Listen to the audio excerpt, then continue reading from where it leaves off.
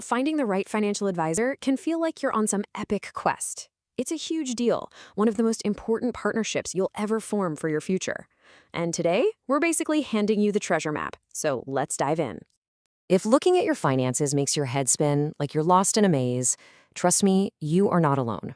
But the good news is, we're about to give you the tools you need to find a pro you can really truly trust. Okay, so the very first step on this journey, it actually has nothing to do with finding an advisor. It has everything to do with looking at yourself. You've got to figure out your own financial quest. What are you actually trying to accomplish here? I mean, before you can find the right guide, you gotta know where you're headed, right? Are you dreaming about retirement, trying to make your investments grow a bit faster? Or maybe it's more about taxes or saving for the kids' college. Nailing down your main goal is absolutely step number one. So, what's the trigger? What makes you say, okay, it's time?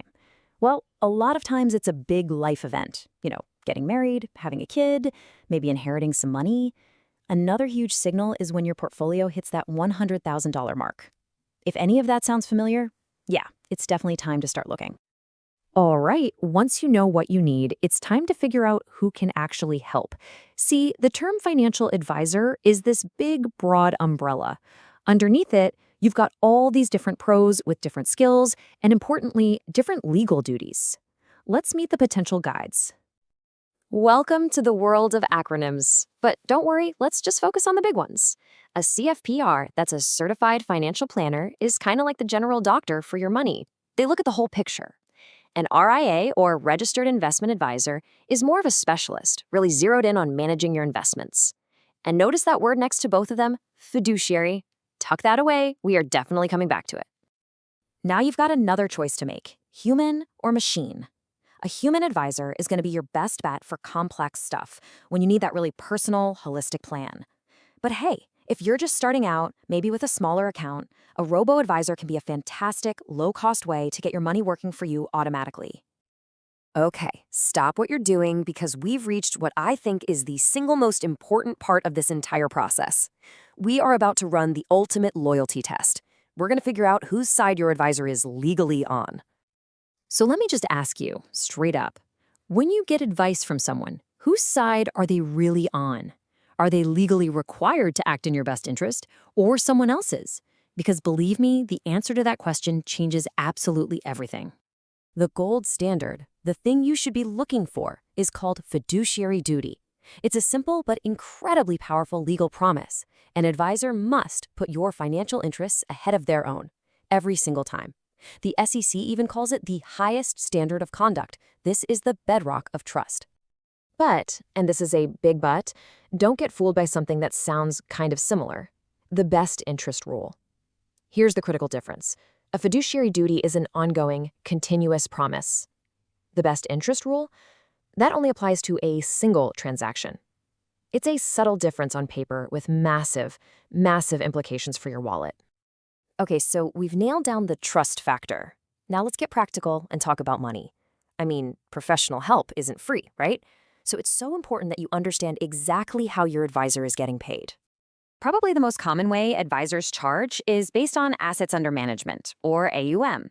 It's simple. You just pay a percentage of the money they manage for you. The industry average is right around 1% a year for accounts up to $1 million. So if you've got a $500,000 account, you're looking at about $5,000 a year. Now, what if you don't need someone managing your money day to day, but you just want a big one-time project done, like a complete financial plan? For that, you'll probably pay a flat fee. The median price for a project like that is about $3,000.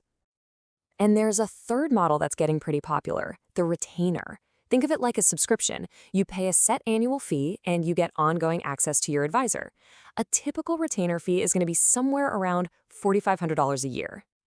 This is another one of those super important distinctions, so listen up.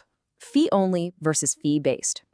A fee-only advisor gets paid only by you. That's it, nice and clean, right? It minimizes conflicts of interest. A fee-based advisor, though, gets fees from you, plus they can earn commissions for selling you certain products. See how that could create a potential conflict? You absolutely have to know which one you're dealing with. So you've done your homework. You know what you need, you know who the players are, you know how they get paid. Now it's time for the fun part. You actually get to talk to people. Think of it like you're interviewing candidates for a really, really important job, because you are.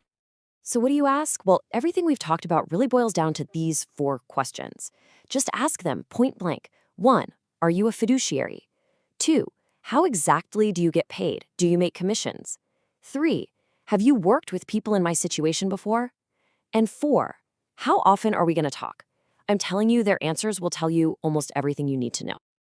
And hey, keep your radar up for any red flags. As CFP Test Ego says right here, if you feel like you're getting a high-pressure sales pitch or someone's trying to rush you into signing something, that's a huge warning sign.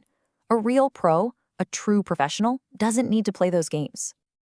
And here is one last, absolutely non-negotiable step.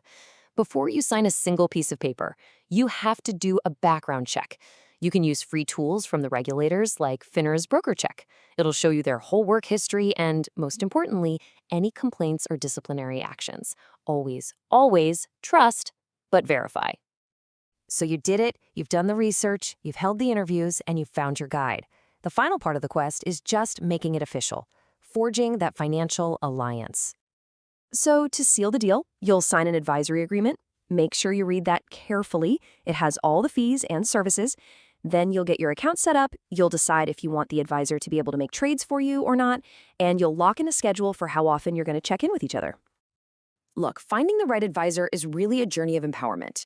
When you understand your own goals, ask the tough questions, and demand transparency, you put yourself right in the driver's seat. So your financial quest has officially begun. The only question left is, who are you going to choose as your guide?